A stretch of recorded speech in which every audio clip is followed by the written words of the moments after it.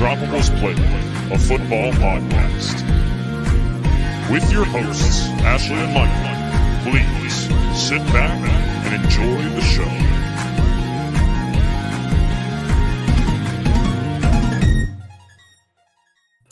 Hi, everyone, and welcome back to the Undroppables, a football podcast presented by the Undroppables and sponsored by Analyst Depot. I am your host, Ashley. This is my lovely co-host, Michael Duncan. How are you?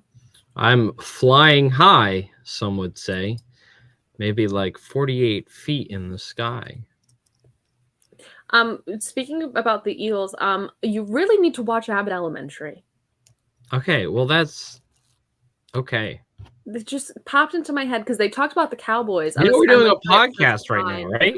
I do know that. If I said but everything that popped into my head, we would be in a lot of trouble. I understand, but it goes with the Eagles because they talk about the Eagles on Abbott Elementary. And Did they mention this game last week? Not yet, at least. Oh, yeah, it'll probably be like a year because that's how TV works. Or so. Either way. Did you watch the game? Prefer not to answer because I didn't watch it and I did not enjoy it. Oh, well, what part didn't you enjoy? Everything from the start of the game to the end of the game. Yeah, makes sense. Yeah, all of it, everything in between. Those are the parts I liked personally. Yeah, from the start to the end. Yeah, for the most part, yeah. Yeah, not me. Didn't like it. It was like here. Usually I like yell at my TV, but not in a like a mean way. This was like I'm very mean. Wow, that was just a great. Thank you. Really great description of your game day experience. Thank you for that. That changed my life actually. So it's very kind of you. I think we should just keep going with whatever. Keep going. Okay, perfect. All right, so we're gonna we did take off last week, so I'm gonna start with some of the news from last week. A little bit of the news is outdated a tiny bit, but it is important going forward. So let's go from there. Do we want to discuss Andrew Luck? I know you read that article last week. Yeah, we can touch on that a little bit. So Andrew Luck did his first real interview, I guess you can call it. It was kind of a series of interviews, but his first real sit down interview where he got information where someone got information based around his retirement, what led up to his retirement, and all that kind of stuff. And obviously you pair that with the podcast series that came out earlier during this off season, I think it was. That was done by The Athletic, and it's really just an incredible story. I mean, it's heartbreaking in so many ways. Obviously, like if you were an Andrew Luck fan, which it was very hard not to be when he was in the NFL, when he was playing, because he was an incredible athlete. He seemed like an incredible person, and he was, but it really detailed how dark of a time he went through, in a way that I can't really do justice because I'm not the person that sat down and really talked with him. I highly recommend you read it. It would not be hard to find. It's basically the only article that has been put out with an interview with Andrew Luck. Yep. But thankfully, it has a happy ending. He's going back to Stanford to, I believe, become a history teacher is his plan. Mm-hmm. He's getting his master's or also go into coaching possibly. But it seems as if he's come to peace with everything, and that is the ending that he deserves. So yeah, very easy to root for guy, player, everything. So and he did talk a lot about how he was upset about the whole thing, how the whole thing happened, but how it's really what he needed. And at the end of the day, you and I have had so many conversations on air about how these players are just guys, they're normal people. And reading, I didn't finish the article to be transparent, but reading what I did read, it really humanizes him and makes you really want to root for him, in his future. And imagine him being your history teacher. I can't, because first of all, he would be an incredible teacher. Even if he was never an NFL player, he has the personality of the exact type of teacher that I would have loved in high school. Yeah, would have absolutely loved. And totally history teacher energy too. Oh, absolutely. I mean, the beard, just the passion for crap. I don't know if it's also the whole Twitter account, the Sergeant Andrew Luck thing, that also plays into that, or was he a captain? I don't really remember. Mhm. But either way, it's incredible. I hope we get more updates on his life because I just I love him as agree. a person. I agree. Speaking of more former players, Eli and Peyton Manning will be coaching the Pro Bowl games. Eli will be coaching the NFC. Peyton Manning will be coaching the AFC.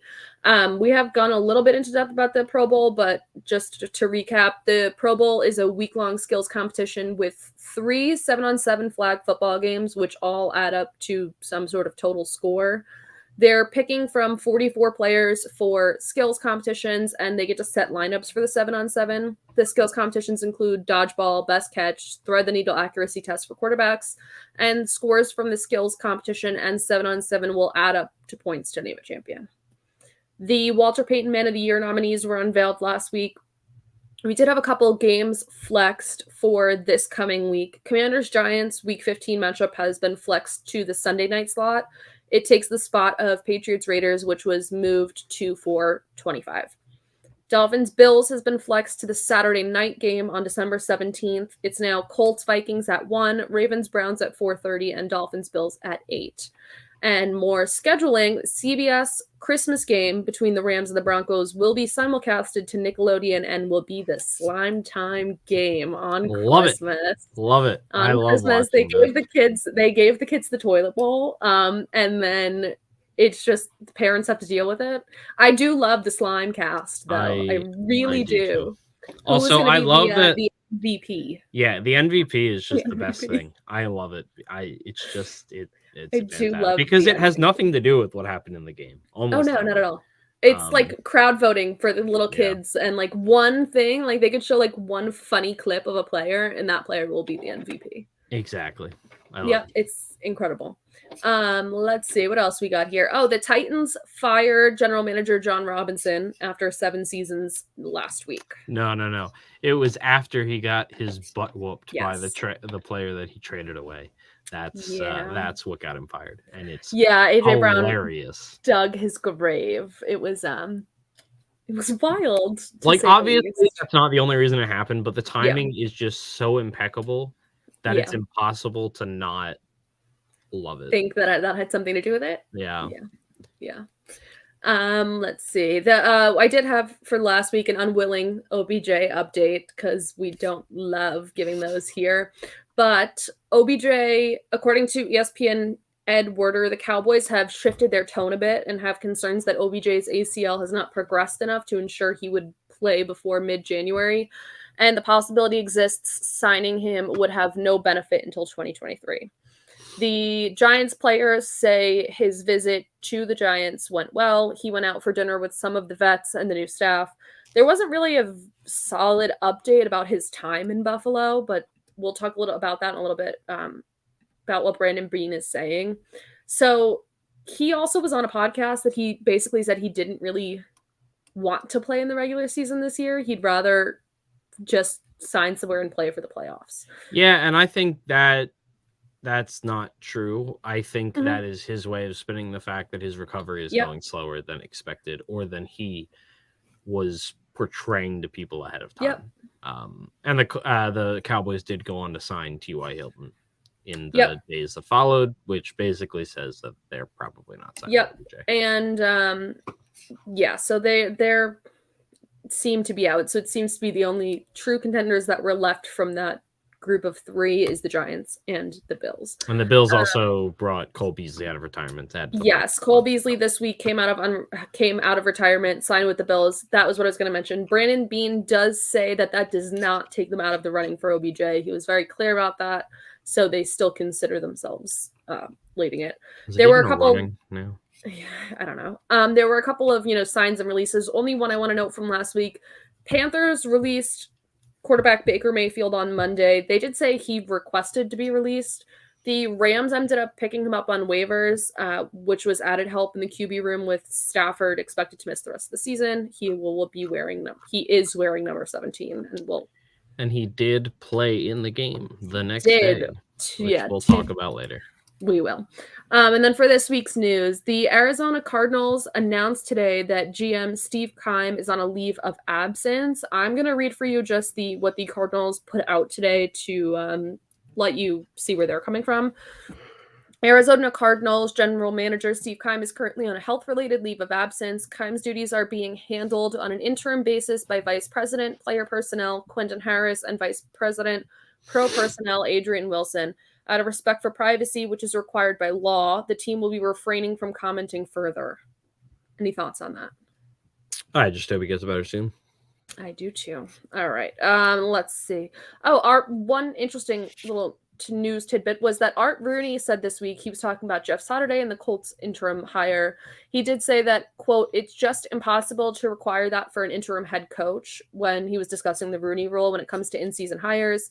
He did make it clear that the Colts will have to follow the Rooney rule, even if they did want to hire Jeff Saturday after the season is over. I just want to bring that up because we talk about the Rooney rule a lot on this podcast. So and we are in the middle of the December league meetings right now.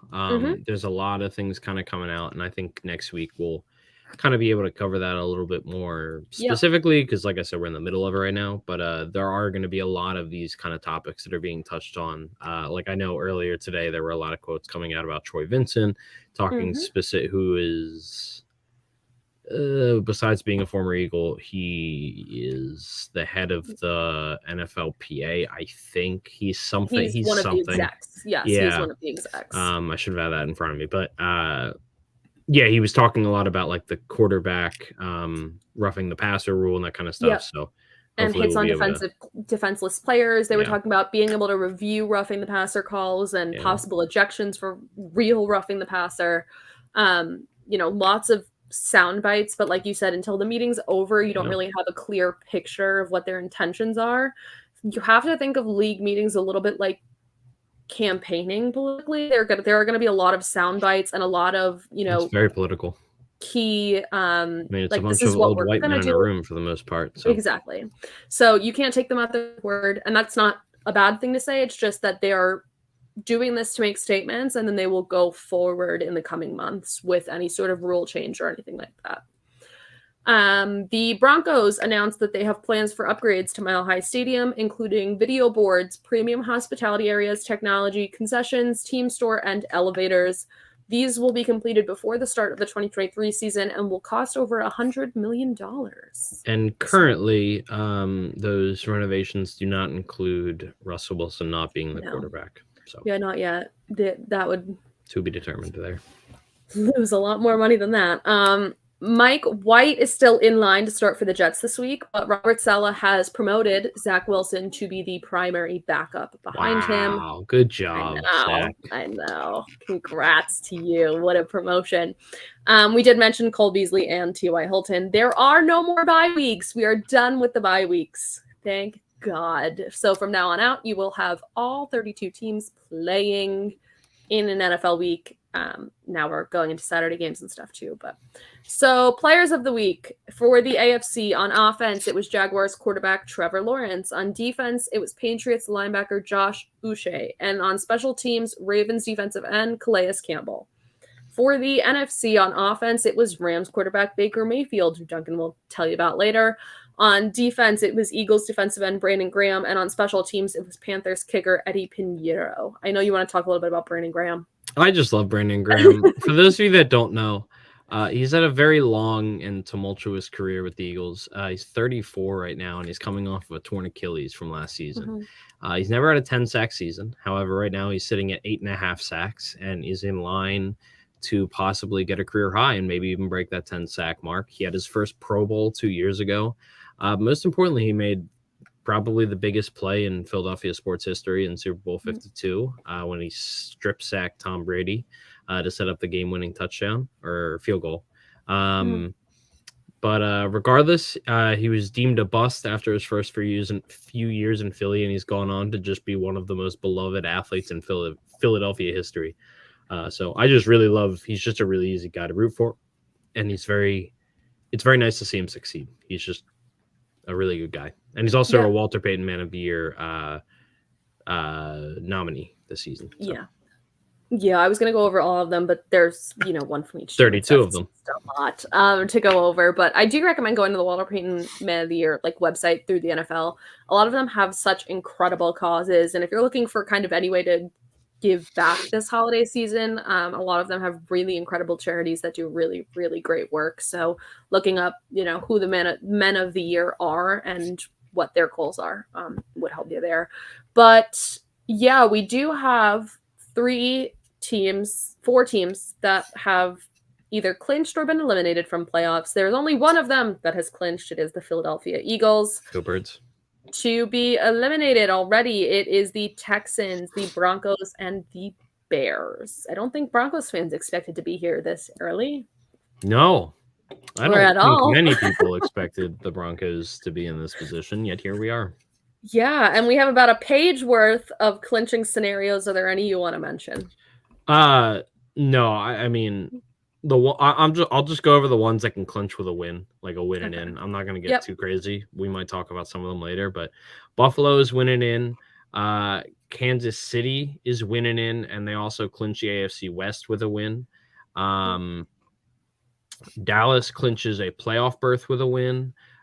Minnesota clinches the NFC North with a win. And San Francisco clinches the NFC West with a win.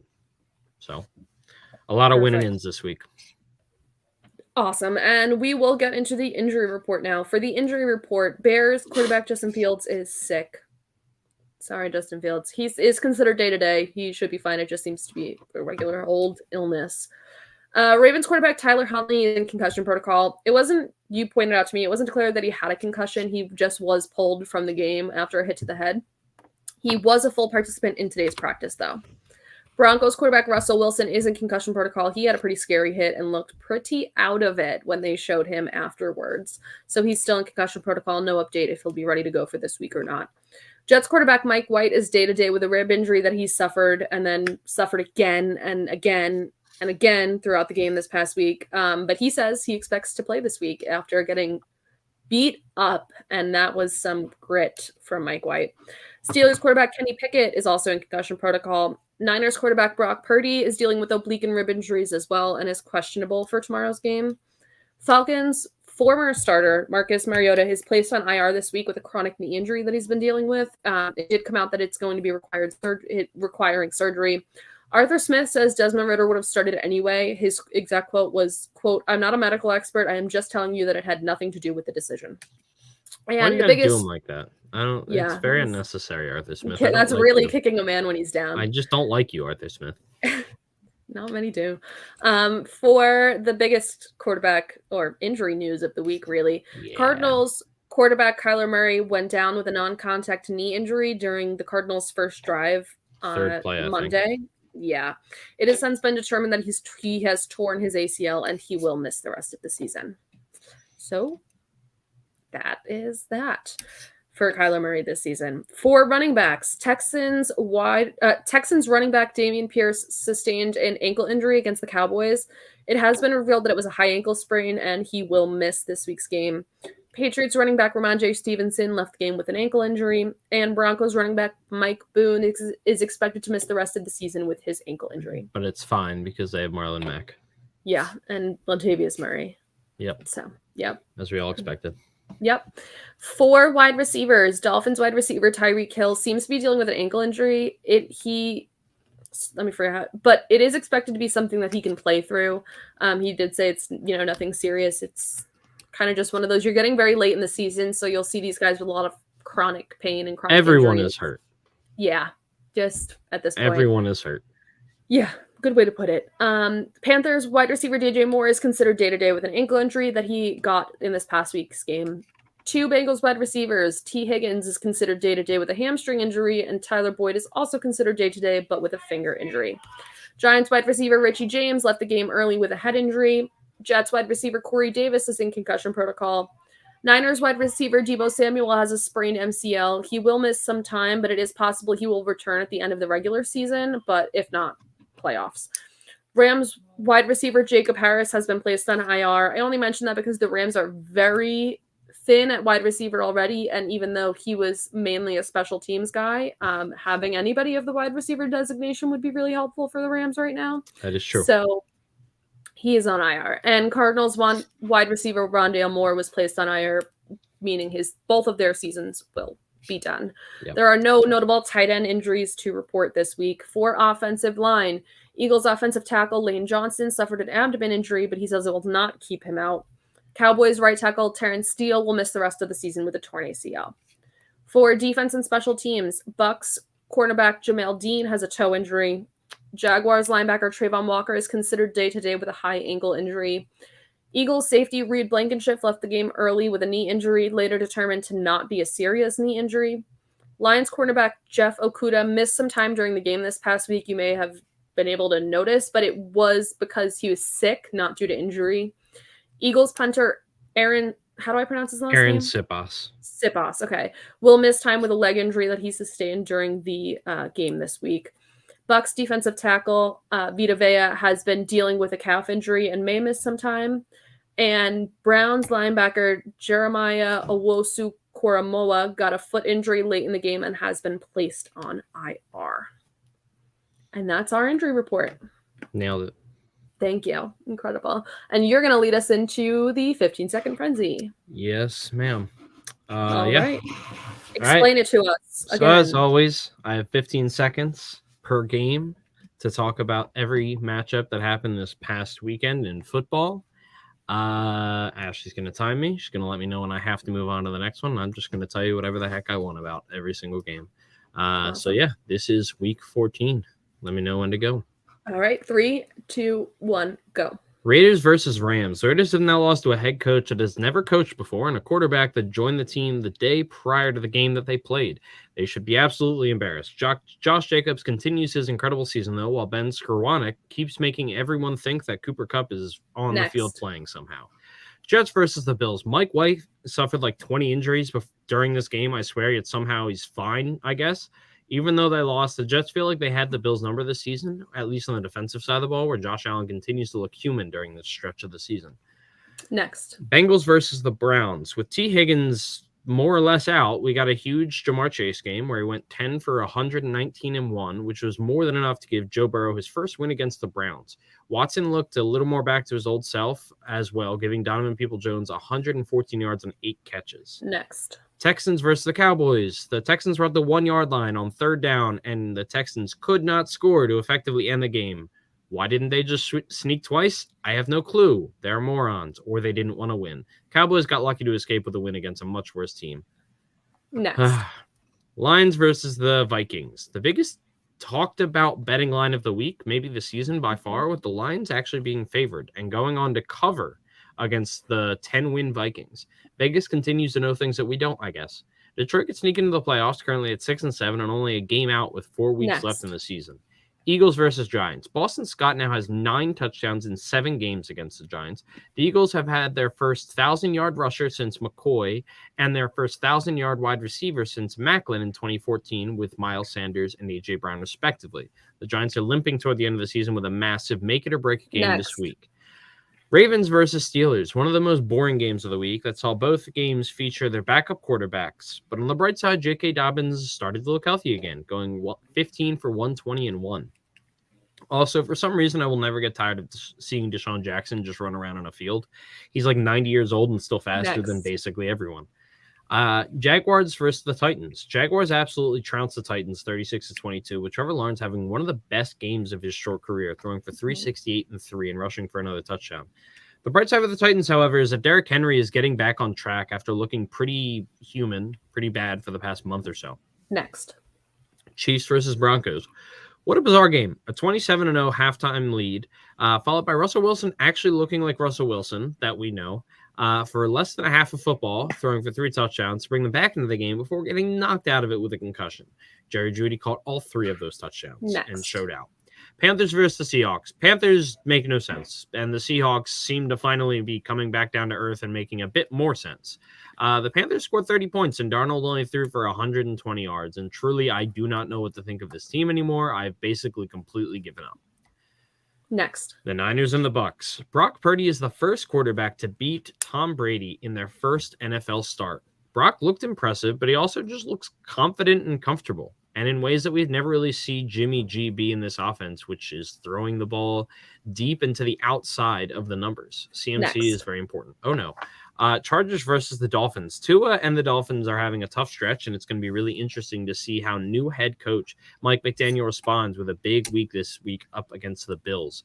Meanwhile, the Chargers feel like they're both 1-11 and 11-1 at the same time, which I guess is why they're 7-5, because that's how math works. But they're still in the playoff hunt. Finally, the Patriots versus the Cardinals. The Cardinals season ended in this game with Murray tearing his ACL. And this game was riddled with injuries, and honestly, it was just kind of annoying to watch because every 5 minutes someone else was injured, and then they'd come back, and then they'd get injured, and then they'd come back, and then someone else would be injured, and it kind of just sucked. The end. Yep. The end. Two things that I thought about while you were doing that. One, Russell Wilson came very close to being able to end the TikTok series of how long does it take Russell Wilson to throw as many touchdown passes as he has bathrooms.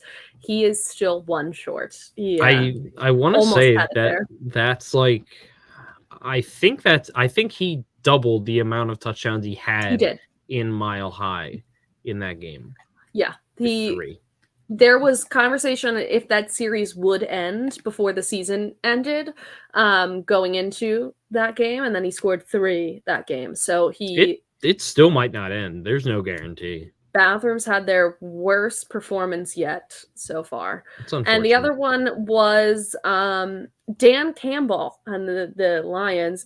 My favorite sound clip from this past week was when Dan Campbell said that he did not know they were going to throw to Penei Sewell because he was mesmerized by the Lions crowd doing the wave. Yeah. What? I sympathize with Dan Campbell. That's what I said. I said he's just like me for real. Like I love the wave. And then I think the exact quote was like he turned around, saw we were throwing Penei Sewell, and was like, "What the F are we doing?" Yep. Which I had not actually seen that play. No. I was at a sports bar this week when watching the Eagles game, so I was only kind of watching. There were Detroit fans in the house, not in the house, in the bar, but they were on the other side of the bar. So the one TV that had the Lions game I couldn't see, but me and my buddy, every time they did anything, like when they'd shout or something, we'd pull out our phones like, okay, something's about to happen in the Lions game. So that was kind of fun, but I hadn't seen that play, so I thought the way he said it, I was like, did it go wrong? And then I watched the play, I was like, oh no, it was fine. Yeah, it was a very good I love the big boy plays, and that was one of them, and it was a definite highlight for the Lions. And what a game. Like you said, that line was a lot of people felt like it was a trap going into it, but the Lions look like a real team. And you and I had conversations about Dan Campbell, but he is showing out lately. Yeah. I mean, I think it goes back to the reasons we talked about in the preseason as to why we were high on the Lions and had them as a possible sneaky playoff team to begin with. And look where we are. I agree. And lastly, before we get into our final segment, is Brock Purdy. So you were talking about his confidence and everything. You also can see that you and I talk a lot about, being able to hold a locker room in both aspects of quarterbacks and coaches.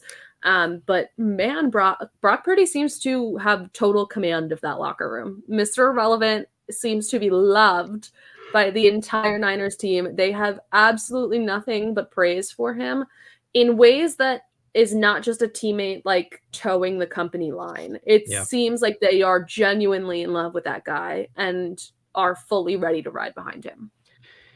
It terrifies me as an Eagles fan, knowing that the Niners are one of 2 other teams in the NFC that I think are legitimate Super Bowl contenders. It reminds me a lot of Nick Foles. The difference being one of them has experience in the NFL, a lot of it, and a playoff experience of that, versus a guy who's just, walking into his first ever NFL start. But the confidence and the way the team is rallying around them, it reminds me of the Nick Foles or the Kurt Warners of the world back in '99 for Kurt. So that's scary. And that's not an easy job to step into when that team has No. been overperforming, or I should say performing at least to expectations because people expected them to be well, but overperforming compared to, previous seasons. And just on the stage of the matchups they had and having to step in when he did, where he did, was a huge deal. So being able to get a win, let alone look that good while doing it, he just seems to have total command of the offense right now, and I do love that for him. Yeah, and he's not doing anything crazy. It's No. the team is just well built, and he's operating the offense perfectly. Yep. You And I can't ask think for a that lot more from him. exactly. And I think that's the way that offense was designed to be run, is having weapons like Debo Samuel, who, you could plug and play a quarterback. So, I'm sure some of it is just scheme and team design, but all props go to Brock Purdy. Anyway, I agree. On to our segment. Do you want to tell us what we're talking about? Yeah, so we're just going to look at some of the Week 15 matchups. As we're getting closer to the playoffs, we're just going to kind of look at some of the matchups this week that are going to have major playoff implications. Specifically, there's 6 that we picked out that they all feature teams that are in the hunt for the playoffs, that are looking to get into the playoffs. And so we're just going to look at them and kind of just talk about where those teams are right now, what their path to the playoffs might be a little bit, and just, that kind of stuff. So to start, nope, that's the wrong tab. To start, we have the Thursday night football game, which is the aforementioned San Francisco 49ers, who are currently 9-4 and with a win will clinch the NFC West, versus the Seahawks, who actually fell out of the playoffs this past week at 7-6. They fell out after losing to the Panthers.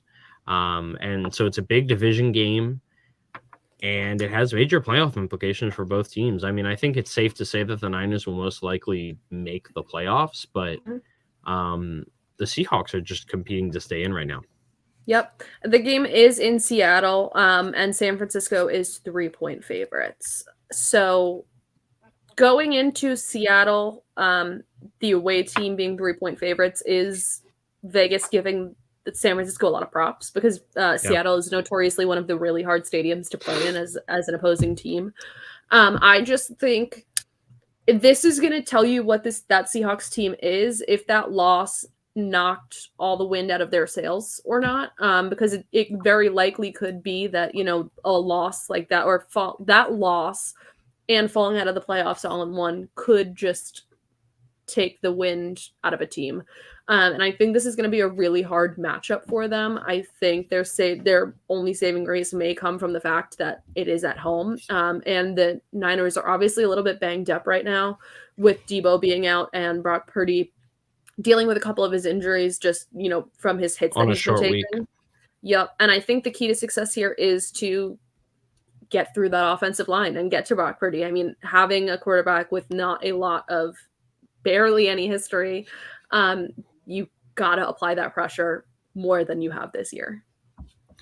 Yeah, I mean, it's asking for a lot, because the Niners have a very good offensive line. But like the bright side, and I think my key to the game, is Kenneth Walker. He is expected to be back this week. He's off the injury report. Yeah. So I think the Seahawks' best chances of winning are really just being able to run the ball down the Niners' throat. Like, don't give that offense many opportunities to score. And obviously some of that's going to come down to Geno Smith being what he's been most of the season, which is a very intelligent quarterback, making smart and risk-averse decisions. He hasn't exactly been risk-averse this season, but he's been smart, and he's trusted his wide receivers. But it's hard, because the Niners have maybe the best defense in the entire league. They have the best run defense in the league. Yeah, so they have only allowed 75 opponent rushing yards per game this season. That's not a lot. No. Just an FYI. And just in case you're wondering, like, the worst team in the league is 165 per game, and yeah. So yes, I think it's a great game plan, but I think you have to be really adaptable when you Yeah. have a running back, a rookie running back, who is having an incredible season, but is still coming off injury against the best run defense in the league. I think he is a key to winning for them. I think they just need to be adaptable because it's not going to work a lot, but they may get times where there's just, a perfect opportunity to run him and there's just a hole there and he can make a big run. Yeah, they need to. It's asking for a lot. It's a really tough matchup. And it's a really important week. I mean, I think the bright side for the Seahawks when looking forward at like the rest of their schedule, it's not their opponents because they play the Niners, obviously. Then they have the Chiefs, the Jets, and the Rams. Obviously, division games with the Rams are always a shot in the dark. Division games are always wonky, but the Chiefs and the Jets are two playoff teams and are very difficult matchups. Even if one of them is on a long week, you get extra rest because of the Thursday night football game. But this week, at least, the bright side is probably the fact that our next matchup, I'm actually going to go out of order here, is the Giants versus Washington, because only one of them is going to win a game. Unless they tie again, which would be incredible. Two ties with the same teams in the same season. Has that ever happened before? I would guess no, but I honestly have no idea. It seems improbable. But yeah, so that's the bright side for the Seahawks is you expect one of them to lose. So it hopefully shouldn't knock you too far out of getting into playoff contention if you lose to the Niners this week. Yep, and that game, we can roll right into that game. That game is being played in Maryland, so at the Washington home stadium. Why do neither of you play in the state that you represent? I don't know. And Washington is, I think the New York one is a lot due to land and tax reasons. Yeah, of course. It's stupid, but yeah. Yeah, either way. The Commanders are 4.5-point favorites leading into that game. Why don't you give me kind of like an unbiased opinion? Is that possible here? Yes. I might have to mute to sneeze because I had to sneeze and then it went away. That's the worst. I know. We all know it's just going to come back when I least expect it. Yeah. But yeah, as an unbiased opinion, honestly, I think the worst thing that I could say about this is what Brian Daboll chose to do. I'm about to sneeze. I need you to talk. Okay, I can talk. My opinion is not going to be unbiased. But the Giants should be a better team, but they just aren't, I guess. I agree. I actually completely I don't think they should be the better team because they have no talent on the roster. Yeah. Which we've been saying all season. Yep. What I was trying to say is that the worst thing that Brian Daboll has done all season was go for the tie 2 weeks ago. Yeah. He should not have played for the tie. He got lucky and got another chance. We didn't get to talk about this last week, obviously, but he got very lucky because he got another chance and it ended up not resulting in anything as they still tied, but they missed the field goal. I forget if it was short or they just missed, but I think the momentum of their season was killed then and there because for two major reasons. You knew you had the Eagles and then Washington in the next 2 weeks, two major division games, one of them being against an 11-1 team. And the other major reason being that you're at home and you play the same team in 2 weeks and they have a bye week in between. Yep. I don't care. You go for the win. You go for the win at home. You go. You do not play for the tie. Now is not the time to be cowardly. And I hated that they did that. I agree.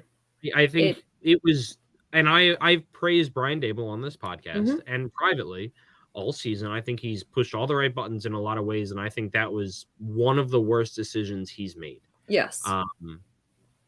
And I think Washington's going to win. I don't necessarily think it's going to be close because I think they are the better team, and they are going to go into this game feeling incredible at home, having just they didn't win either, but they had a bye week, and I also think the tie for them was a win, whereas a tie for us was a loss. If that makes it, logically that doesn't make sense, but do you know what I mean? Yeah, no, and I think in the way that the teams are looking at it, I think I agree, because the vibes of these teams are headed in two very different directions, and they have been for weeks. The Giants have lost what, like 4 straight? Or sorry, they tied, something like but 6. yeah, well, they only have 5 losses, but Oh, sorry. so they probably haven't lost 6 straight. Yes. Yeah, I think it's something like 4 straight with the tie. Yeah. Something like that. They've gone 4 weeks without getting a win. Yeah. And they were talked about as being one of the best in the NFC. You know, like early on they had one of the best records in the NFC, and they have fallen from I won't even call the original grace, but fallen from where they started. Yeah, and Washington meanwhile is in the complete opposite direction. So yeah, an unbiased opinion, like I don't like either of these teams. But I do think that the vibes go with Washington. The direction and the momentum go with Washington. Throw in the fact that they're at home in their crap stadium with their crap owner. And where railings may fall on the opposing team's quarterback. Yeah. But they just have more talent on their roster too. Like they have more talent on their roster, and the most talented player on the Giants has not been the same player for the past month, and that's Saquon Barkley. Throwing the neck injury that had him limited this week, but even before that, he looked like he was getting worn down. Yep, I agree, and I think part of it has to do with this offensive line is not holding up. Daniel Jones is not holding up, so it's all falling on Saquon Barkley's shoulders, and it's just not working anymore. I agree with you. I do unfortunately think Washington probably walks away with this one. I just, in the only way I see the Giants winning this is if Mike Kafka, and I want to have many words with Mike Kafka, but Mike Kafka and Brian Daboll walk out and pull something out of thin air. They're able to come up with a game plan that is new and fresh that the Commanders are not expecting. Because, like you said, the Commanders played the Giants, went on by, and then are playing the Giants again. That's way too much time to prepare to just pull out the exact same playbook. I do want to point out that you texted me during the game, maybe like an hour in or something. Mike Kafka is a war criminal. Yeah. Because he was a former Eagle. I also want to point out, I don't know if he's watching, but Jake, my buddy from high school, Mike Kafka might be his favorite Eagle of all time, and has been for a very long time. It's horrible. Oh, actually, Mike Kafka was drafted in the same draft class as previously noted Brandon Graham. Oh. How's that for fun? What? He was game planning against Brandon Graham, his class. That's wild. Yeah. That is really crazy. I saw that pointed out in like the Eagles like pre-interview with him with Kafka this week, and I was like, I felt old because I remember when Kafka got drafted. I remember liking him. I would love to know exactly which play it is that made me send the text message, because he is on my last nerve. I couldn't tell you. I think it was just going very poorly for the offense. It was. Why don't you lead us into our next matchup of the week? Yeah.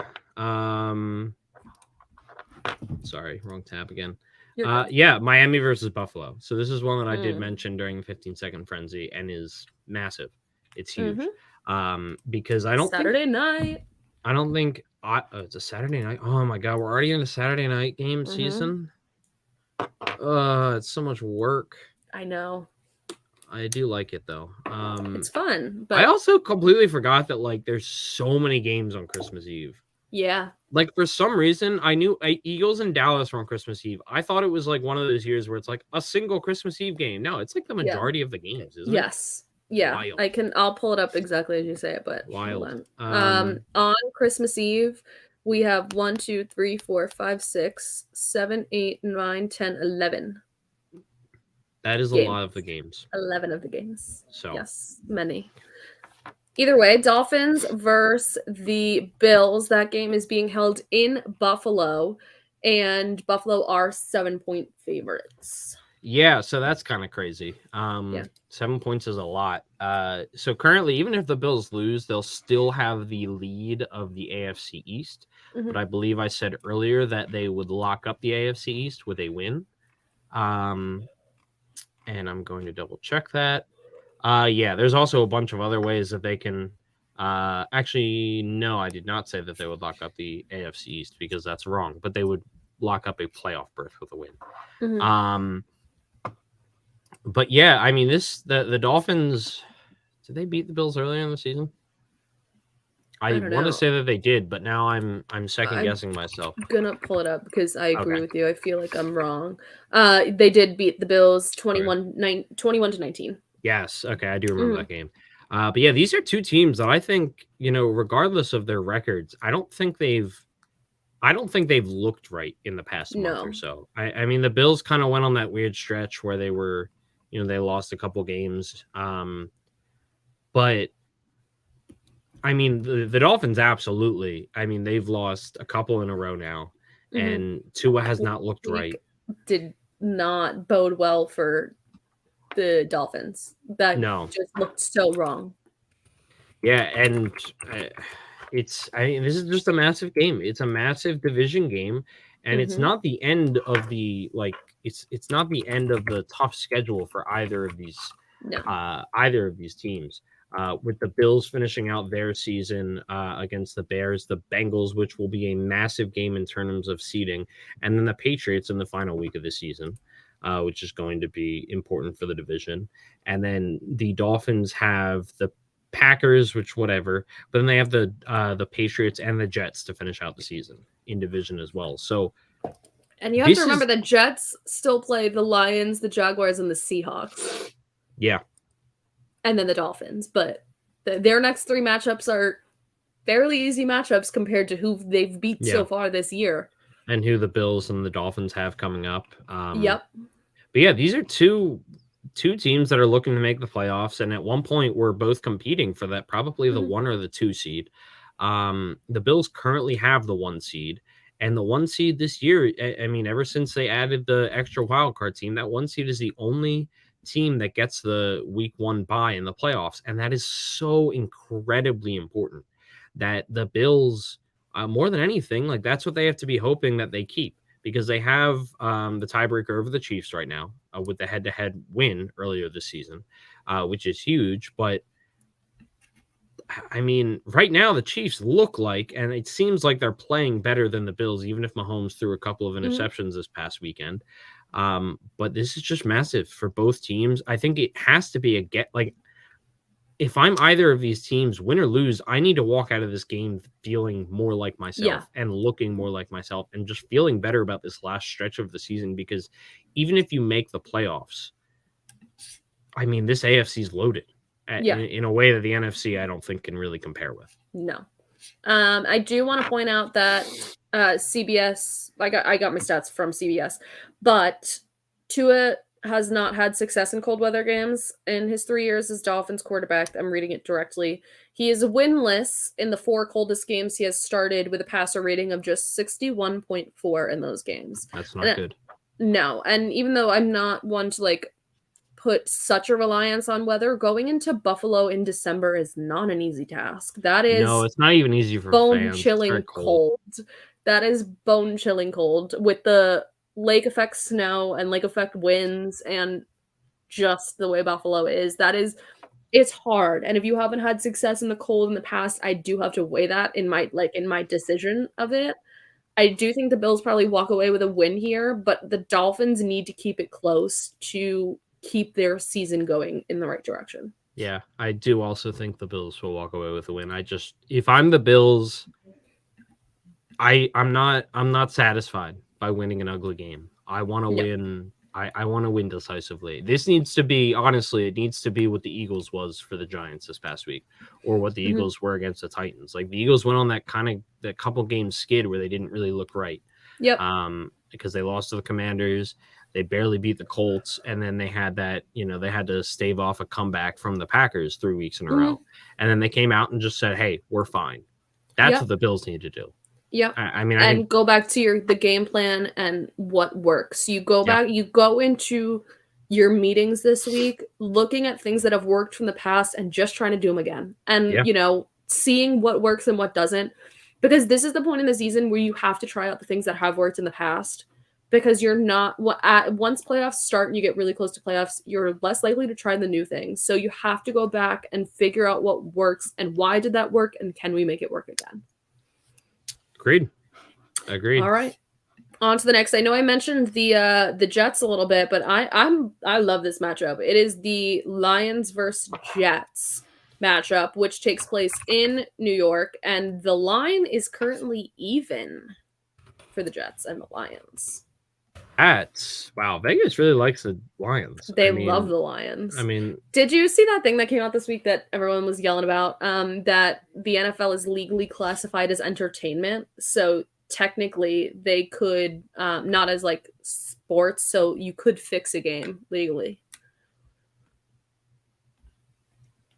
Well, that just feels like a bad loophole. Yeah. So I'm just saying, because everyone always talks about Vegas like knows things. Shouldn't that makes me want to revisit the Calvin Ridley suspension?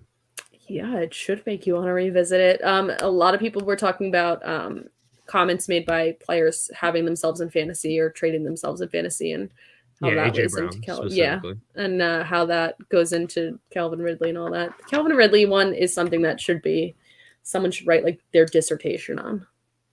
I mean, at the end of the day, it's really as simple as it goes against his contract. Yeah. It's more about, should that be an NFL player's contract? Exactly. It should be.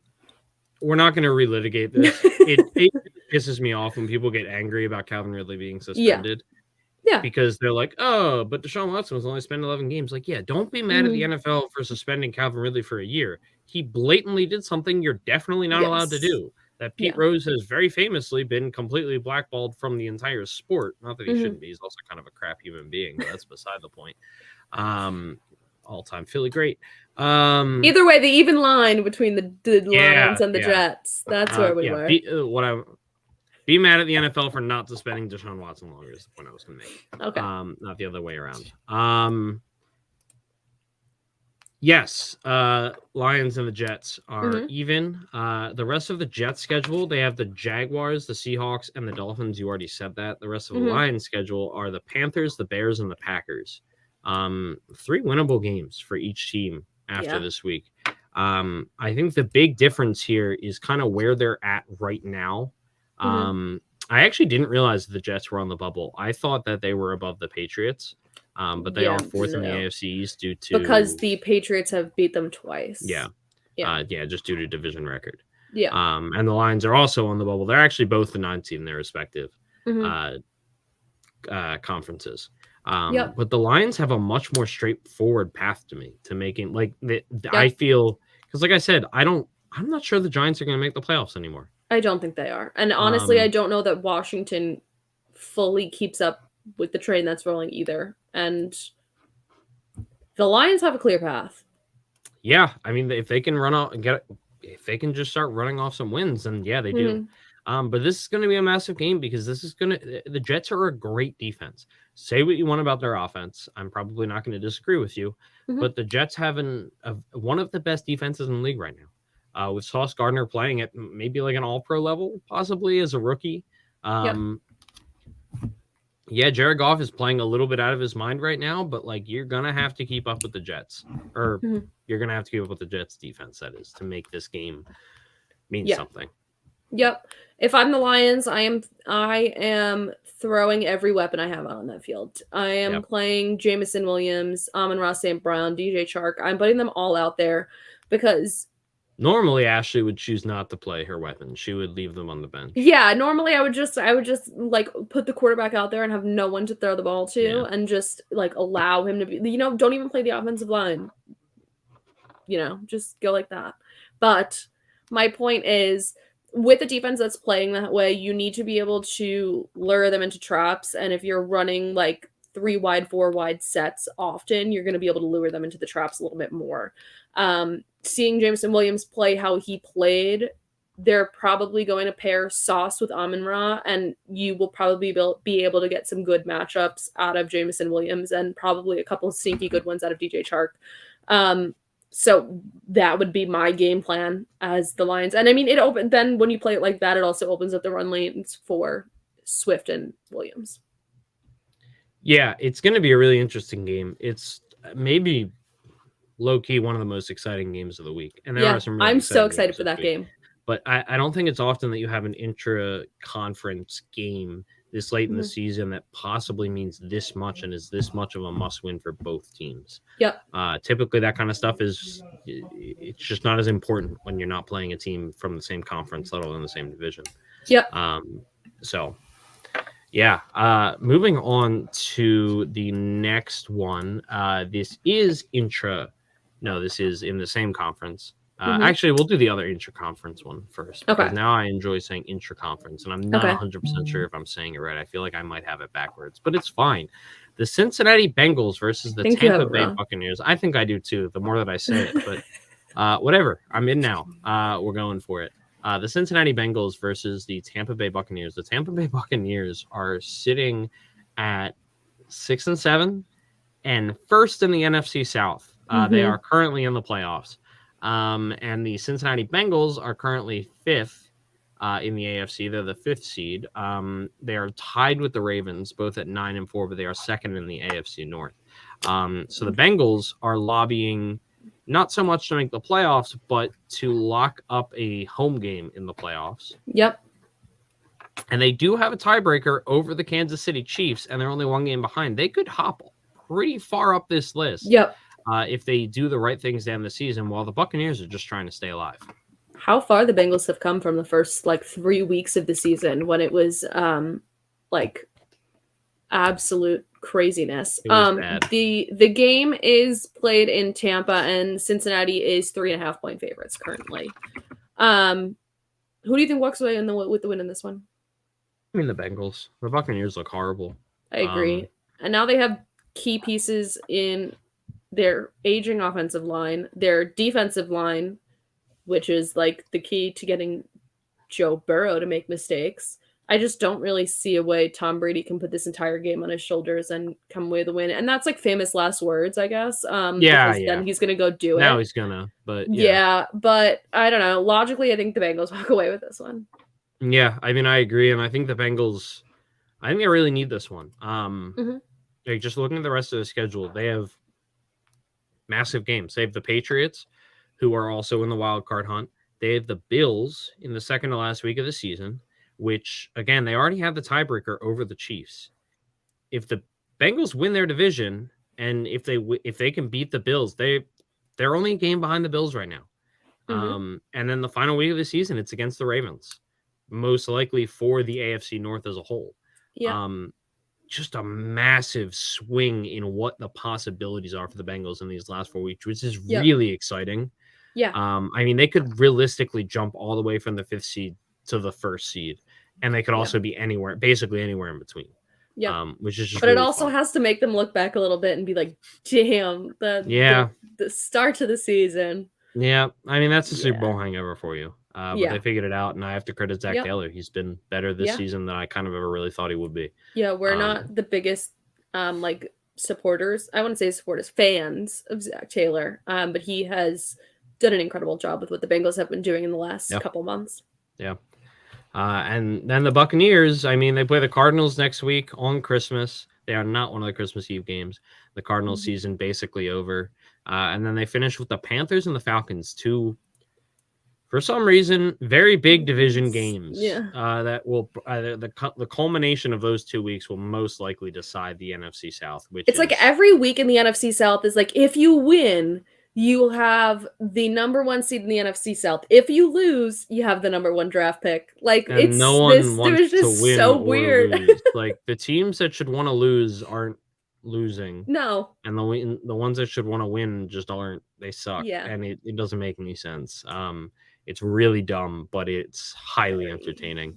And our last one. Last one is the Titans versus the Los Angeles Chargers. The Titans currently 7-6 and first in the AFC South with a pretty safe lead. They have a 2-game lead on the Jaguars. And the Chargers currently 7-6, second in the AFC West. They are 3 games behind the Chiefs. The Chiefs just need to win the AFC West. So that's probably out of reach for the Chargers. But the Chargers are currently out of the playoff race or sorry, they're on the bubble. They're not out of the race. Mhm. With a tied record to the Patriots and 1 game behind the Dolphins. This game is being held in LA, and the Chargers are 3-point favorites currently. Yeah, I mean, the Titans, like I said, they got destroyed by the Jaguars this weekend, which is not what I was expecting. No. But the bright side is that Derrick Henry looked right, which has not been the case for the past month or so. So that's definitely something to be happy about. And see, that's my one thing that I would say the Chargers need to block down, because they are very high in rush yards allowed. Their defense is not very good. 147. So yeah, I would, that would be my one key to success for the Chargers, is obviously play well on offense, but on defense, normally shutting a good down Derrick Henry. Yeah, thank you. I will say this is probably the least intriguing long term of the matchups. Obviously, they're both kind of in a little bit of nowhere's land when you're looking at this playoff picture, but also the Chargers have the Colts, the Rams, and the Broncos left. That should be 3 wins, but with the Chargers, who knows? And then the Titans have the Texans, the Cowboys, and the Jaguars left. So the Cowboys game is obviously very, very important. It's probably going to be very big for both the Cowboys and the Titans, depending on what happens with the Cowboys-Eagles game, probably. But the Texans, I mean, God knows they should win. I guess theoretically, that Jaguars game could mean something. If the Jaguars rip off a couple of wins, they're not out of the playoff race. They're, like I said, they're 2 games behind. I actually did not think that they still had a game left against the Titans. But, I mean, theoretically, maybe that means something. Yeah. I just think this matchup as a whole is just like meh. It's like 2 7-6 teams that are totally 7-6 teams. And it's just like, I don't know. And me saying that means it's going to be the greatest game of the week. But probably. Yeah, I don't know. This one doesn't really intrigue me as much as the other ones do, even though I know it has implications. It's just this one is what it is. I agree. Yeah, awesome. All right. Well, that about wraps up on the games with the most implications for the week. There are obviously a couple of just gross games, like the there are Steelers, some other Panthers ones that games. have implications, but a lot of them those are the big one-sided. ones. Yeah. Either way, Duncan, we are just a little bit over time here, so why don't you tell us where we can find you? You can find me on Twitter at mpduncan75. You can find me here Wednesday nights at 8 p.m. Eastern Standard Time. You can find me on the FF Fantasy Football Chat Discord on Sunday mornings at 11:30 Eastern Standard Time with the Under the Wire Start Sit show to help you with your fantasy football lineup decisions now that the playoffs are here. And I don't have anything interesting or fun that I can say about where you can find me other than in bed. I'm very tired all the time. Yeah, very sleepy. You can find me on Twitter at Ashley_Marie with 2 A's and Ashley, live here every Wednesday, 8 p.m. Eastern Standard Time, or wherever you stream your podcasts the next day. You can find me, Duncan, and all of the Undroppables crew on our exclusive Discord channels, which you can get access to by becoming a patron at patreon.com/theundroppables. Couple dollars a month will get you access to our team of people who are very knowledgeable in fantasy, sports betting, DFS, and everything in between. And we'll see you guys next week. I hope you all have a wonderful week of football and some really good Saturday football. I think since the Giants lost, you have to say go Birds. No, I don't have to do that. Well, you wouldn't take my other bet. I wouldn't take your other bet, and I'm happy I didn't. Coward. Go Bye, Birds. everyone. We'll see you next week.